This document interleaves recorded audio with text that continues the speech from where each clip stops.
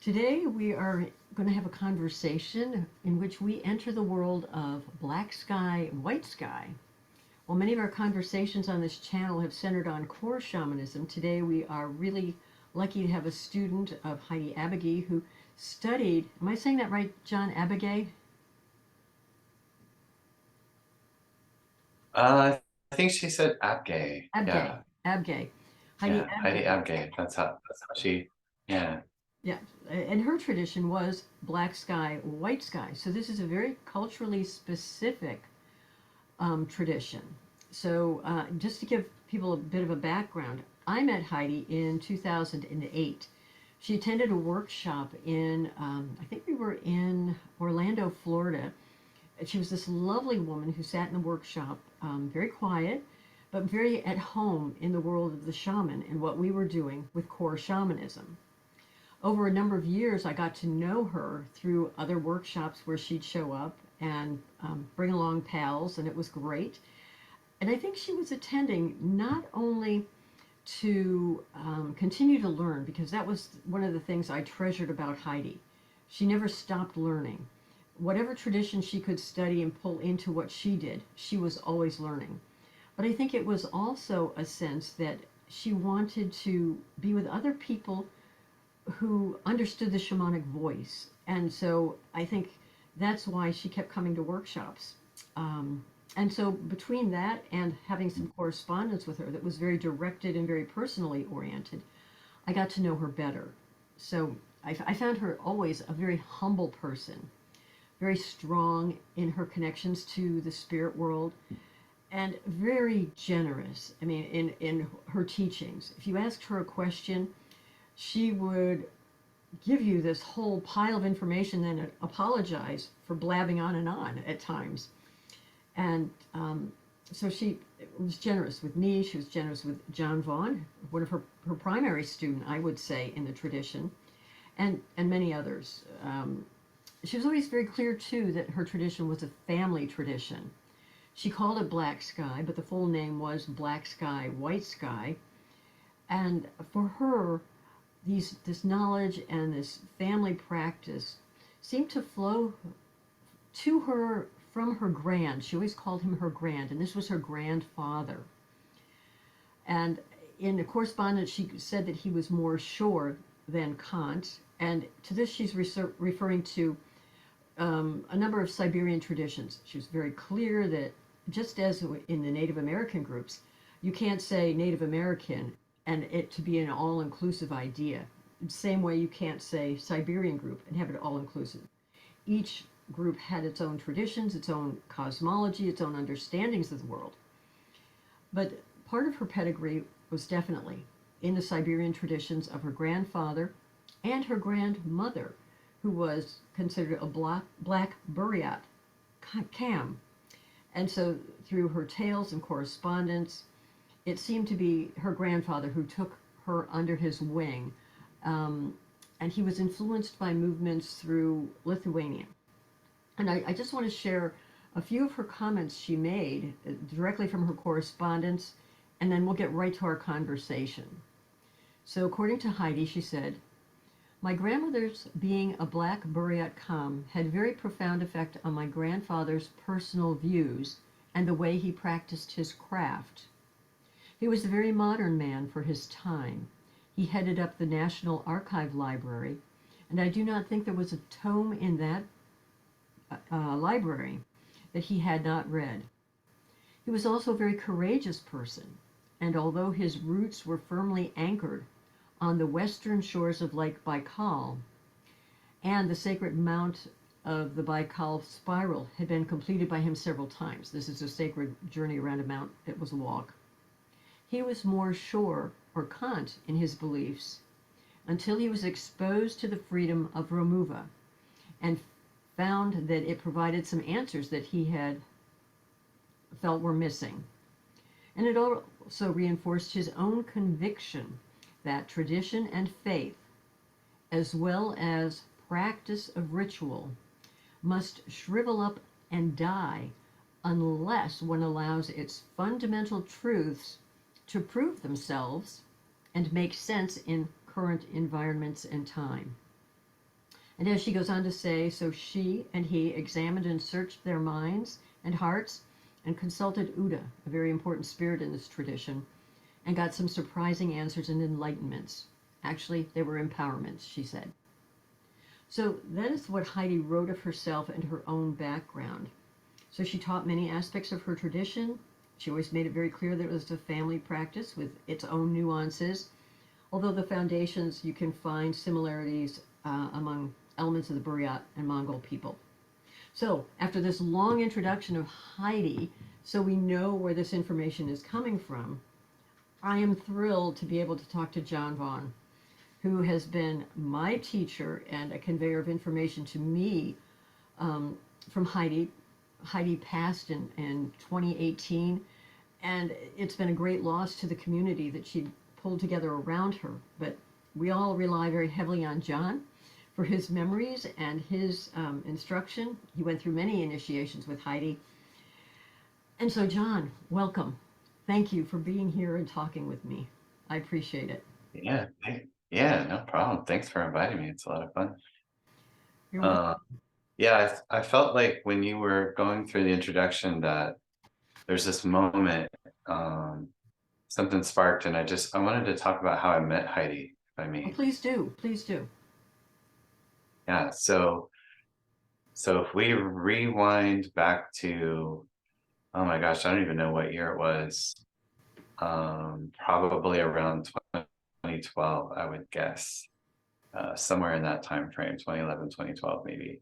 I went to my first foundation workshop. I had become interested in shamanism for a number of reasons, but I really wanted to learn it. And you guys, the foundation, you were my first intro. So it's so odd to hear you say you've learned things from me, because I learned so much from you and Dana and the workshops. But you guys were all I had for a long time, for about 3 years or so. Heidi was in that very first workshop that I went to, and you guys had us do a journey to find an upper world teacher. And the spirit that I found, she talked about with someone else. She said someone got a, I'll just say it, it was a Medusa spirit, and I puzzled over it ever since. It's probably something I really need to go back to and investigate. But she, the lady Nanu, who's also been in a lot of people's workshops and who's good friends with everybody, and that has powerful shaman in her own right.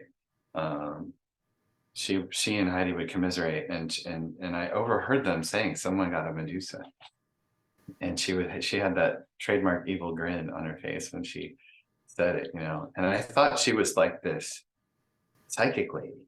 Like, I figured she'd read crystal balls or something. I didn't know anything about her. And I was like, man, she picked up on my thing. Like, what is that all about? And then a few years later, probably about 3 years later, we did a workshop with, I think it was the Death and Dying workshop. And there was a girl there named Anna, and I think her name was Anna, and another girl named, Tracy, I think. And they started this thing in a yoga studio that was a shaman group. And it was finally somebody local is doing something. I don't have to wait 6 months for a workshop. Right. And so we started getting together and doing journeying.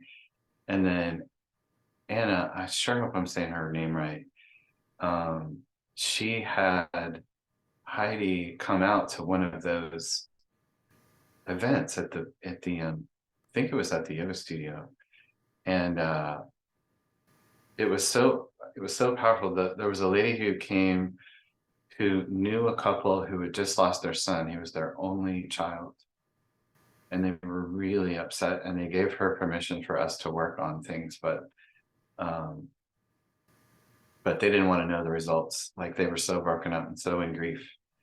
And Heidi was there, and Anna just kind of gave her the floor, and she kind of took over the meeting and said, okay, well, what we're going to do is we're going to do a long distance journey. We don't have to be in the room with these folks. Since we have permission, we can help them from afar. And that's what we did. And I was just struck by the immensity of her her, not just her knowledge, but her mastery of it. She Hmm. was so at home, like you were saying, she was so at home, and Exactly. she knew exactly what to do. There was no wavering of confidence or anything like that. And I said, and I asked her afterwards, I said, do you teach? And she was like, yeah, I have meetings in my house. And I said, can I come to your house? And she's like, there's hesitation where it's like, okay, how crazy is this guy? And Right. but she let me come, and then I just was there for the next 3.5 years or so. I would drive out there. She was in Kissimmee, and I was living in Tampa, and my family was super patient with me during that time. I left, would leave the house, or I would leave my work, and I would go straight out there, and then I wouldn't come back until really late. And that we just went on that way for as long as we could, and then um, that kind of ended, and then she got really ill Hmm. and she passed. Right. Um, but yeah, that was how I met her, and it was really amazing. And we did go through a lot of initiations, and I was like, normally, like the first initiation, you have to wait 3 years before you can ask to have the second one done. And I thought she was going to live forever. She was so strong, Oh, and absolutely. she was so Nobody. confident. She was so powerful. Yeah. And so I really felt like she was going to live forever, and in her body, like she'd be 100 years old, and I would pass before she, like that's how I viewed her. And I think a lot of people did, because she just of her personality, and that's just how she was. Right. But she did pass. And so, but yeah, we did a lot of initiations in that period of time, and I wondered about it. And her passing to me so early, I think was must have been the reason.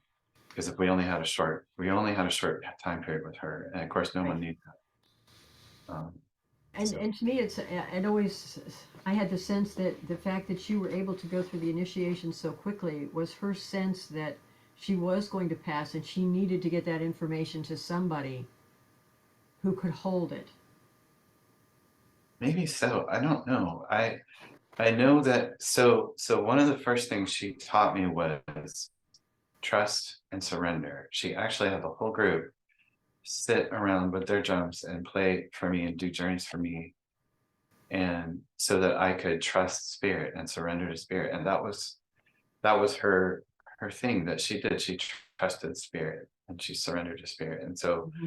when spirit would say, hey, it's time, if we did an initiation that wasn't planned, she said, well, that's called the silent initiation. It just kind of happens. So it wasn't a big party, it wasn't a big thing. Right. The last initiation, that was what she called it. It was a silent initiation. Hmm. um but she was just so open to spirit, so that I mean, they would bug her sometimes about, hey, this guy who knows nothing about any of this, he needs to know. I could see she would go like this, because they were pinching her. That's how it felt to her, like she was being pinched. Wow. And and so she surrendered to them. Hmm. And now that she's gone from her body, I don't know how to explain it, but it's like the learning has been, it's like somebody's pouring it into my head with a funnel now, kind of. And I don't know how to say that correctly. It's just that things I couldn't understand before suddenly made sense to me. Interesting. The stuff that she taught me started to make sense after she was gone. And the only way I can explain it is that she stepped into what you referred to earlier, Uda, Buddha. which Hmm. is the ancestor spirit. And she's got my back, you know. I That's just don't know beautiful. how else to explain it, because like how could I come into the understandings, like real understandings, like for myself, of things that she was teaching. Hmm. Anyway, that's been my experience. It's I so didn't mean funny. to talk about myself, but No, no, no. But it's so yeah. funny that you say that about getting an understanding, because having her as a teacher, not as intensely as you, yesterday I had a moment of understanding about tolis as Hmm. tools, and I'm remembering what she said, that yes, they're tools, but we don't need tools in her way. And I understood that very differently yesterday. Hmm. I don't, and like you say, I can't exactly explain it, but that second of teaching suddenly had a different clarity around it. Hmm. Got it. Yeah. So anyway, so the tradition she was presenting, her family tradition, black sky, white sky. I thought we could talk a little bit about that because if you read the literature, it can be very confusing. You know, this is a black shaman, this is a white shaman. What does this really mean? Hmm. And I walk on the black side, I walk on the white side. And Heidi was very clear that she was a black shaman in terms of what she was doing. It's very clear that her grandmother was a black shaman. What did that mean to you in terms of what she was saying? How did that affect you? What did you learn from that? So I only ran into the literature later, right? And a lot of it's come from you, honestly, Right. because you're such an amazing researcher. You're always reading things, always writing things, and a lot of what I've learned about black sky, white sky from anthropological sources or whatever it is, you know, uh, has almost no bearing on what I learned from her. I mean, she Right. was so full of love and but she had a fierceness with it. She'd like get out her dragon claws, and she'd work on somebody. But Right. And it's so interesting because I was looking at something you'd written to me about her and that whole very thing. And the point that you were making was that, if I can find it here, your exact words were, there's a fierceness. There's an almost, it's an aggressive healing, is what you were talking about. yeah, And sometimes, yeah. an If it called, aggressive if healing. the So, situation called for it, yeah. hmm so again, the tool she was talking about, well, perhaps in another conversation we'll get into the tools and the nature of the tools, but this is the shaman's mirror. You were talking about the black toli, but perhaps a whip with black horsehair. The idea of the black being aggressive or strong, powerful. Can you say more about Yeah, that? I think that's generally true. I have to couch this with, I didn't grow up in Siberia. I didn't grow up in Mongolia. I don't speak Mongolian. I don't speak any flavor of Mongolian. I have a few words from her, like Uda, for instance, and Toli and Kam and different things. Um, but but so my experience of all of this is just being with her. But yeah, she did talk about black Toli sometimes, and she would use them. And honestly, it was just a Toli that would happen to be black, Right. but she would put it in a special place, like in a drawer or a cabinet or someplace where it would rest. Mm-hmm. And the idea was when she brought it out that the black sky spirits were going to work and they were going to do whatever they were going to do, and shaman was hands off. I'm not influencing this. Whatever they want to do is whatever they want to do.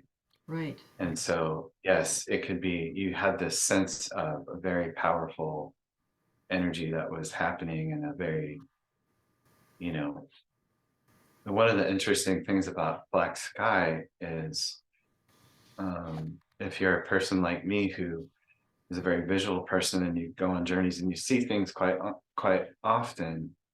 With black sky, a lot of times you don't see things because you're in black sky. All the spirits are black, all the things are black.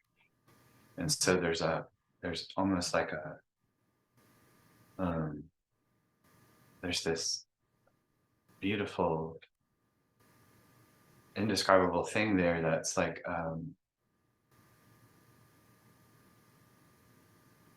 I don't know don't know how to, I don't know, I'm not sure how to talk about it, but it's just, but there is a fierceness, and I think there's a fierceness in the Black shamans. Like when she would talk about, you know, I've heard people refer to the white shamans as Buddhists. Like I think in your intro Right. you may have mentioned that. And she actually wrote that to me at one time. She said something about, if I can find this, I did get this little quote from her. She said, um, about, I know you're having some confusion about that, the black sky.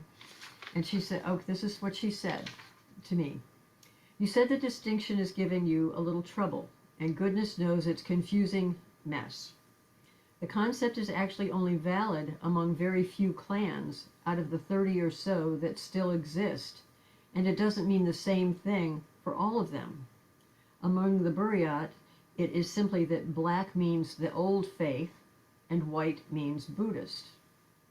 Yeah. And again, as she said, in the Mongolian tradition, some people have acquired Western meanings thinking that black means old and therefore bad. And she said this is a remnant of the Lamist wars.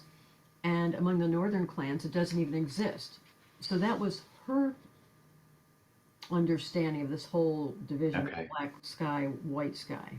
Wow, that's interesting. The northern clans. So again, was a point she was making, that not all traditions look at things the same way, and that's why I think she was always very clear to say that her tradition has a very nuanced view, especially as it had the layer of the Romuvan influence over the top of it, Right, which I thought right. was interesting. Yes, yeah. So, man, so much to unpack. I mean, we could be here for days probably, but Right, and I'm just going to add that I am going to put in the discussion below a couple of titles that do go into some of this discussion. Now, you've read the book, Shanar. I could just show people the book, just to show Shanar. yeah, yeah, that's I it. can't really pronounce the author's name very well. Virlana Zak. I'm sorry, I'm mutilating the author's name. But the point that is made in the very beginning of this, the author writes that at this particular ritual, a Shanar is an initiation, that black and white do not mean good and evil. They're just two different traditions of shamanism. And the distinction is, for example, the black shaman beats the drum, the white shaman rings a bell. And there are some other subtle influences and differences that are expressed throughout the book in terms of how they pray. You can see in something like Shamans and Elders, and even Eliade, and I'll put those titles in the discussion below, that sometimes it's seen that the black shamans talk to all the spirits, but the white shamans are talking to the gods. So it's an interesting distinction, but that's not the way she made that distinction. Mm, no, I mean, in her tradition, there's an egalitarianism. She said that, they don't look at any spirit as a god ever. And we're all spirits. We're all essentially equal. That was what she was taught. Mm-hmm. And I've taken that, and I'm not saying there aren't very powerful beings out there and things like that, you know, but there was never a sense of, like the way I grew up, God was like the Lord, or was like, and there's this seemed to be this kind of syncretism between, um, divine right of kings and the concept of God. A very feudal You know what I mean? Like view, exactly. it's very hierarchical essentially, Absolutely. and this tradition isn't like that. Mm-hmm.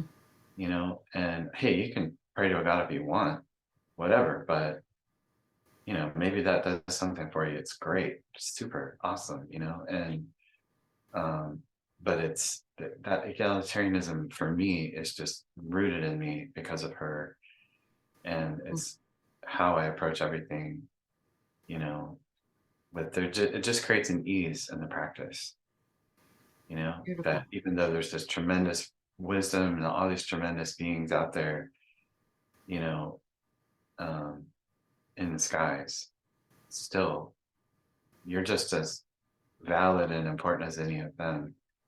And Right, right. really what you're doing is coming together in community and holding everybody kind of holding hands and so to speak, and working on problems together. Yeah, that's beautiful. And I think you made the point. Heidi was just a wonderful example of love in action. That was her foundation, it seemed. Yeah, And there was tough love, but it yeah, was love. it was tough. Yeah, she's real tough, and she could be harsh sometimes. Let's face it, she was sometimes here and there, but she'd get up on her soapbox just like any of us. Hmm. You know, she was a person. She was not perfect, but I loved that lady so much, and I still do. And that's all, you know. But So it's interesting. We've touched a little bit about this idea of Uda mm, as being this ancestral spirit and having this sense of closeness. And to me, I think Uda has been one of the biggest mysteries of yeah. Heidi's tradition. Like, who's Uda? What is Uda? Where does Uda come from? And it's one of those mysteries that I think continues to unpack. Oh yeah. Um, I'll so, be unpacking that the rest of my life.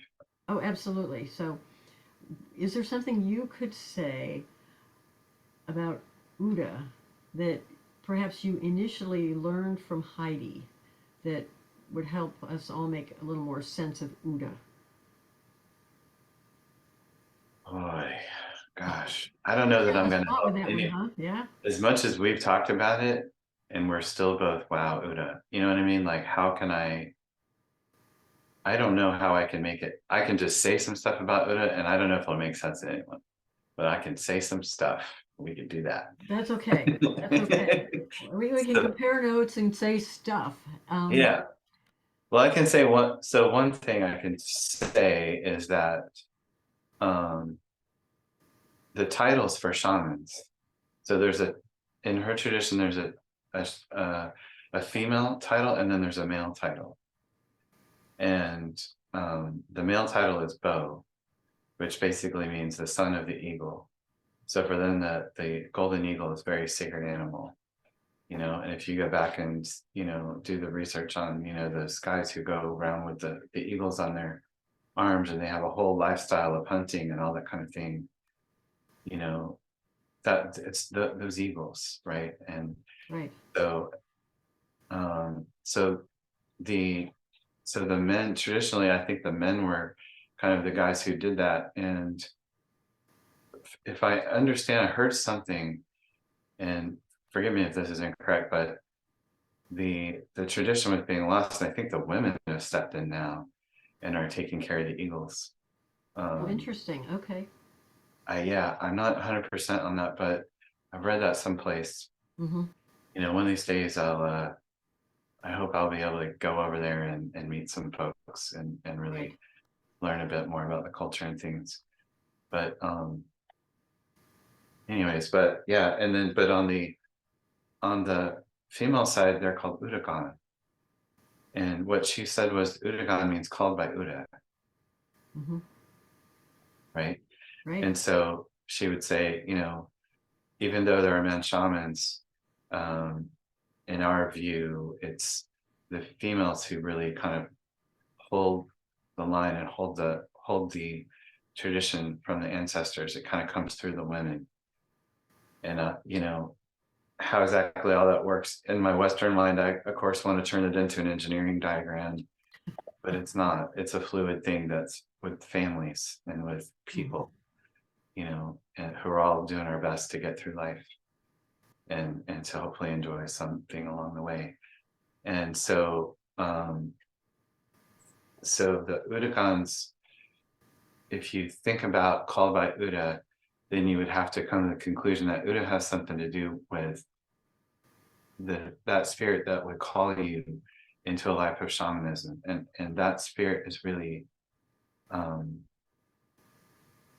active in all shamans uh, in some way or another. I think the pattern plays out differently in different cultures, but there's this sense of you'll see maybe people who have an illness or some kind of problem in their body or mental things or whatever. And yet those are the folks through their wounds who become shamans. And the spirit that's calling them is, and in the tradition, the way that we look at it is, and I say we because I was initiated so many times, I have to carry this, I have to own it, right? Even though there's a lot of things culturally I still need to understand and learn. But she gave me the title of Bo, and so I'm after the third one, I think the third or the fourth one. And understanding of what all that means is a whole lot too. But she would talk about folks going into Uda, and they may or may not be Black Side people, they may be from other traditions or whatever, but folks are just super connected in with spirit. And from that place, let's say that perspective of being able to see people and what they're going through, and okay, this person is sick, but not in a shaman way, but this person is sick and it's because they're being called. And so I think the woundedness in people, sometimes it becomes something in the spirit realm, let's just call it. I mean, I don't know what to really say, but It's not a medical issue. It's not a medical issue. It's a calling. It might be both, right? Like in my case, when I was a little kid, I had pneumonia, and both viral and bacterial, they said. And it turned out I was allergic to penicillin, which in 1972 was the only antibiotic they had. Mm-hmm. And they eventually took me off of all of the medicines because none of them were working. And I was in my hospital bed one night, and this beautiful lady showed up who was wearing wings. I call her an angel if you want. I never really thought of her as an angel. I just thought of her as this amazing, almost like sci-fi type of being who came to me, and she massaged my heart. Wow. And then she came another night and she did the same. And it was like on the edge of a dream, you know what I mean? It wasn't like, it was like that hypnagogic experience, and so nobody else would have seen that, you know what I mean? It wasn't something like that, but it was just something that I experienced within myself. And I got better after that. And I went home, and my mom said that I looked like a survivor from Auschwitz or something, which I don't mean any disrespect to anyone from that experience, but that's what she related that, because she could see all my ribs, she could see all my bones, like I was on death's door, and I had been moved into a room with another kid who was terminal. Wow. But they never told my parents that I was terminal. Like, they didn't think I was going to live. So I go back to that when I read all this stuff now, like Martin Prechtel talks about when a child in the Tutsi Hill people in Guatemala, when the child is very ill but recovers, even though they're not really supposed to, the shaman will come, whatever word they have for shaman, I don't know, but the shaman will come and take them and train them. Wow. Of course, that didn't happen in my case. I had to wait until I was in my mid-40s before I finally ran into you guys and Heidi. It's all but spirit's timing, right? Yeah, so it worked out when it was supposed to, I guess, but there's a lot of searching and suffering along the way until I finally found Heidi. So but the idea with Uda is that there's someone in Uda, someone on that, let's call it a plane of existence, right? I don't know, who can see what's going on in people. Mm-hmm. And who can see, and maybe there's even this, like Malado Masome talked about how people make contracts with the ancestors before they come. Right. I'm going to serve as a shaman, or I'm going to serve as a whatever. I'm going to do certain things in my life. And then you get here and it's really tough getting there sometimes. But, it looks easy from their standpoint, but from doing it here, it's really hard. Um, that was his that's what his tradition taught. Right. Um, yeah, but so Uda, I guess you could say, is a from the standpoint of the shamanic calling, is a perspective in the energy field of humans where you've got someone who knows this lady, this man, they need to do this type of work. And so maybe that's the beginning. It could be a beginning or an open door into understanding what Buddha is. Mm-hmm. It's a collection of people who have a particular perspective, who have passed away, Mm-hmm. but who are still with us in whatever, however that works. And they help guide events and things with people so that a person can have maybe the right kind of wound to understand the suffering around them. That takes them to their contract to do what they were Yeah, maybe, incarnated to do. yeah, maybe so. Wow. Perhaps so. That's really interesting, John, that the way you put that together. Um, yeah, that was beautiful. Thank you so much for that. Very Yeah, enlightening. sure. Yeah, because Thought about this a lot, so yeah. well, it's so interesting because a lot of times when I've heard the word Uda, it's been a very singular sense, but now when you say Uda, it's almost a group, collective. Yeah. Oh yeah. So, and of course, when we talk in this way with spirit, it's never either or; it's always both. And that's hard for us as we live in our 3D dimensional reality. You go through the door, you're not in the door. But well, in both places, how do you talk about that in our 3D reality? But that makes a lot of sense. That yeah, this and it corresponds with some of what Heidi was saying too, with that overlie of the removing influence. They were coming to understand things as a force. So when you have a collective, they create a force that draws you forward in your life. If you say yes, which all gets back to that trust and surrender that was your initial experience. Trust and surrender. Yeah. Yeah. So you could, if you're a person who's called to this type of work through whatever tradition, maybe you had a grandfather or grandmother who did this kind of thing, but you're a very modern person, Mm-hmm. but yet you're carrying this sorrow. I mean, you know, the thing about shamans, once you come through the initiations and things like that, it's like you're given access to the medicine, let's put it that way. Because you don't want to just carry the sorrow, that would really be awful.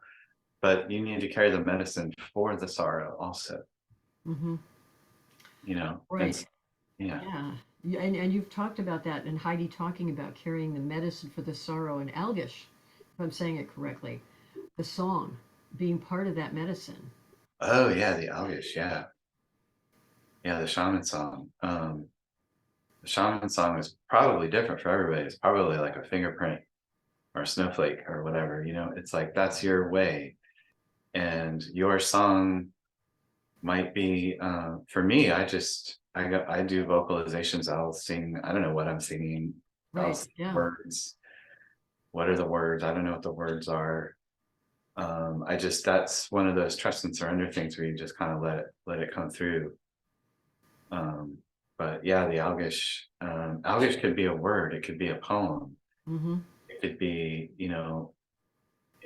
maybe you're a person who sculpts. Maybe it could be a sculpture, it's essentially an artistic expression whose intention is to bring healing and relief to Beautiful. Mm-hmm. people who are suffering. Wow. So every art therapist is in some way, to me, looking through the lens of black skies, I was given it. Everyone who's doing art therapy is singing Algish. Wow. Wow. Now that is an interesting perspective. Right. Yeah. So So, well, thank you for that. So, yeah. any other thoughts? I think we should probably give this a wrap for today for this Oh, okay. conversation. I mean, this has been beautiful, setting the groundwork for this, and I'm hoping that you'll agree to join me for another conversation at another Yeah, point of in course. time, Yeah. so that we can maybe carry on and actually highlight some conversation about the tools. Get maybe into August a bit more. But this has been wonderful, and I really Thank you. appreciate all of your time and your willingness to be as generous to me as Heidi was to you. So thank Yeah, yeah, of course. There's no reason to continue to carry this if I'm not trying to help people with it. And some of that is, teaching or whatever, but I'm just relaying what I've been given, and I'm doing my best to make sense of it all. you, as we all are through. These conversations are helpful to me as well. I mean, I hear myself say stuff and I'm like, I never really quite thought about it totally like that either. So um Maybe a little help from Uda, right? I've heard myself say, yeah, exactly. So So any other thoughts before we sign off? Anything that you feel that is a burning point you want to make? Anything, or are you just kind of okay? It's all good. gosh, I feel like in this setting, I just want to be guided by your questions, like whatever you want to talk about, whatever you're curious about, let's just go with that. And Brilliant. so yeah, so if you want to wrap up, I'm totally good with that as well. And That's great. just perfect. So Okay, I think we'll call it a wrap for today. And then okay. I'm going to hold you to it that we can do this again. And I will have another set of questions or topics that we can um, aim toward. If Okay, that's good great. for you, wonderful. So, okay, so thanks so much, John. And we will talk again soon. Thank you. Good. Bye.